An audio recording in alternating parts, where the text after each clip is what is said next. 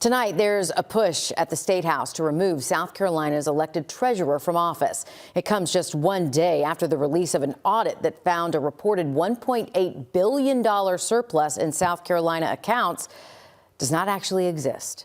Your South Carolina State House reporter Mary Green has those details.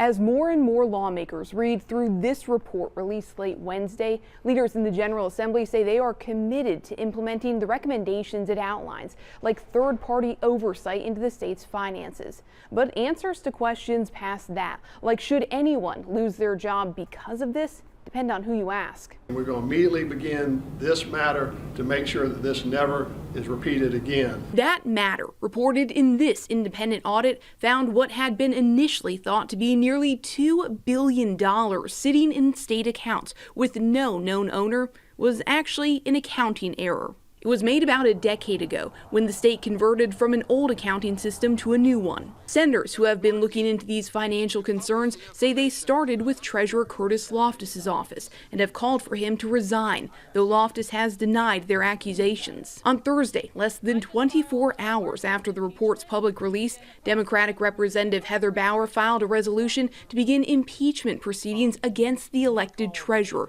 to remove him from office. The money is not safe with Curtis Loftus. Leaders of the House's Republican supermajority say they still have questions and need to first hear directly from the parties involved. Everything's going to be on the table. We're going into this process. That started Thursday when the firm that conducted the audit appeared before a House subcommittee. Their report found the state's treasurer, comptroller general, and auditor all knew about this error for several years before it came to lawmakers' attention, and the error remained on state financial reports. That balance continued to sit there without necessarily the investigation or diligence being conducted to figure out what it truly was and whether it belonged there or not. But their report did not assign fault to any one person or office. There's not necessarily one party or view that took responsibility for it, because there was the awareness by all parties of what was going on. From that perspective, I think we see this as a shared fault. And hanging over this is a revelation the governor and lawmakers confirmed publicly for the first time this week,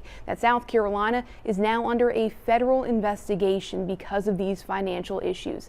Senators say the state has already spent about $4 million defending itself, and they expect that sum to keep growing as the investigation continues. Reporting from the State House, I'm Mary Green. McMaster said yesterday he does not blame any one person or office for this situation, and that he does maintain his confidence in Treasurer Loftus and all other parties involved. Also, the state's former comptroller general, who was also found to have known about this error, resigned in 2023 amid legislative scrutiny.